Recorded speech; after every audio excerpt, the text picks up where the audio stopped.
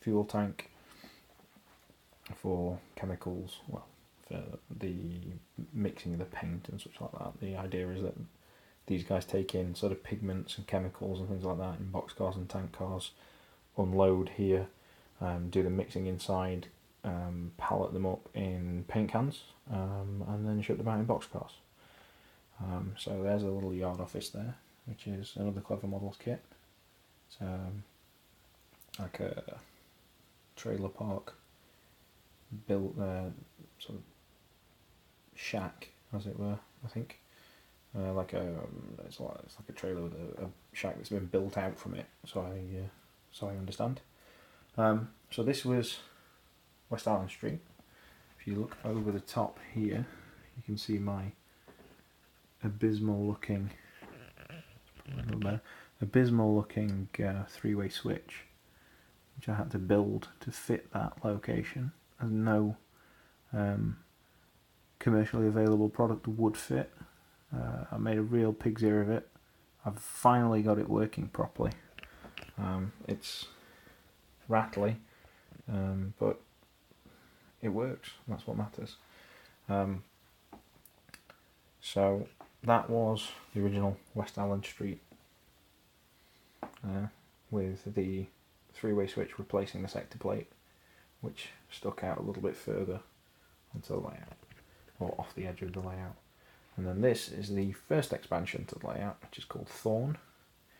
It has Singer Auto. Fans of Supernatural, the TV series, might recognise that building. Some scrap bins, a couple of road vehicles. Here is a kit bashed brick mercantile building from Clever Models. I've added like this little I suppose lean-to add-on, whatever you want to call it, from there, and then you should really see it. Probably easy if I just pick it up, spin it round. On this side, there's a little fire escape that I added. It's strip wood, base and bolter, I think it is. Put that back. There's a dog in the dustbins. Garbage can, whatever you want to call it. So over here is the entrance to the fiddle yard. The fiddle yard is just a single track storage. It's large enough for a locomotive and between 3 and 4 cars, depending on car length. Just enough for a layout this size. It doesn't need to be any bigger than that. But hiding that is Wells stonemasons, which is the largest industry on the layout before the handy company came along. These guys are stone cutters. They take gondolas of cut stone, which they then winch inside the main building, cut up for whatever purposes, and then ship them out in boxcars and flat cars and the like. They also take covered hoppers of cement for whatever it is that they build. The gate works. Unfortunately, I've got to repair it as I knocked it off there when I was operating the layout.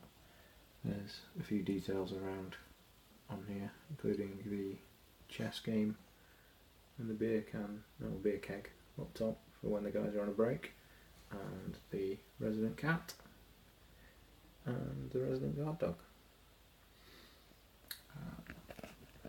Over here you've got the fire buckets, the machine shop, the building on the roof, and a covered wooden walkway between the two. You can't really see it as it is, but there are detailed interiors to those buildings made from sort of like texture papers, like photographic backdrops, I guess you'd call it. And then here at the front, finally, is the Midland Belt Railroad stabling point.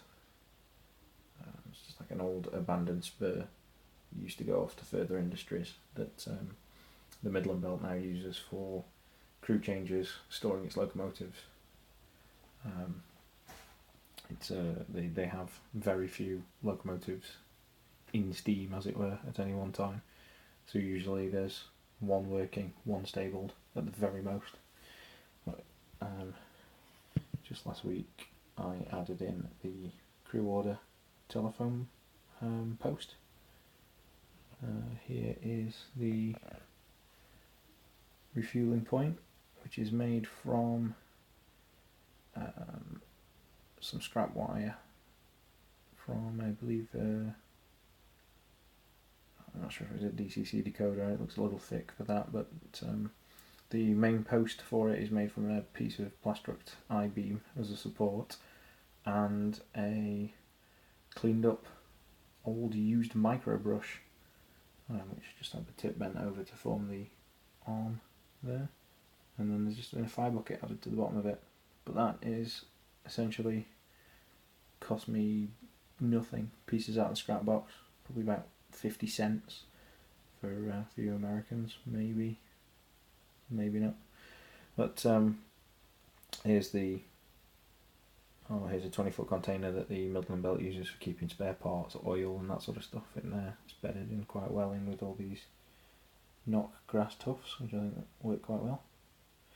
So that's the layout as it stands at the moment.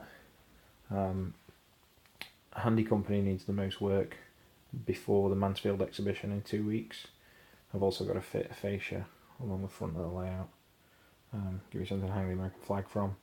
I also want to put a small padlock on the front of the fascia here with keys to simulate to allow the operator to simulate the unlocking and locking again of the gate for Wells of Stonemasons. Adds to the operating potential, I think. All switches are manually operated, with the exception of the three-way switch, which is going to be working from Pico point motors, because it's just easier that way, just to keep the switch blades thrown, prevent derailments, things like that. So that's that. The back of the layout along here is the stock shelf, which has been a bit of a dumping ground at the moment. Only temporarily assembled, but it's getting there. And then here is going to be the next expansion to the layout, which is tentatively called Snow and Ramon at the moment, as in located on the corner of Snow and Ramon. So I believe this will be one of the streets along here. Expand on that, and then there'll be another street down here. You can see the markings where the track will go down here, down the street into some street running. Split off there. One goes to the grocery distributors off in the corner, and the other one will head over a bridge, removable section, to this part here, which is an old Freemo module, which I'm going to be removing the track on and turning it into a staging yard area. I'm hoping 3, hopefully 4 tracks along here, which it won't be particularly long. We'll have the yard ladder on the lift out section. It'll come over here along the tracks, and then they'll join back together again to the other end of the yard ladder, and we'll have like a switching lead running into the corner there where the wooden posts are next to the door, and then coming off of here, roughly where this spur was already, we'll have a bridge going over here to the last section, which will sit in this corner here in front of Handy Company, along there where all this wood's stored at the minute, which will represent Old Town, as I'm sort of figuratively calling it at the moment, simply because all of the industries on there will be wooden buildings. So I've got a lot of wooden clever models kits that I want to, well, they're paper kits, but they're wood prototype buildings that I want to sort of build over there. But the bridge that will come over from here is that track there, which is part of the old Freemo module. Sit just here where these locating bolts are, come over here into the industrial section there. that bridge will obviously be able to be lifted out to get in and out of the room. That one has to be as well to gain access to the water heater.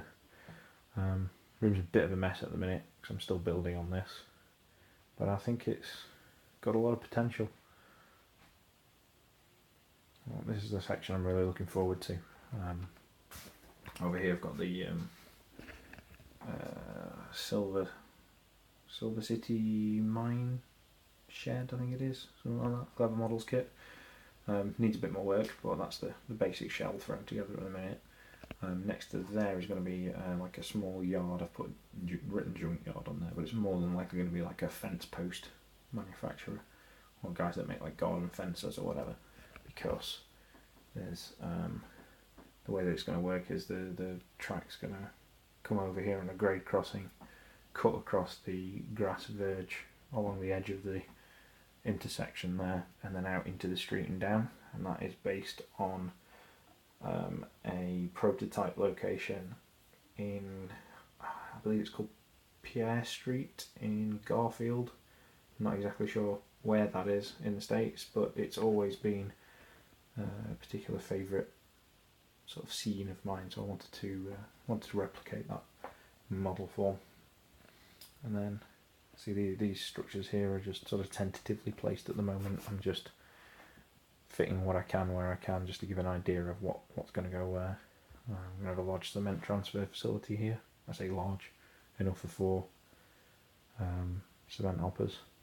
Behind that is going to be a small maintenance away yard with the Midland Belt, like a rip track and things like that, with the Midland Belt repair freight cars and store ties and tie plates, pieces of rail, things like that.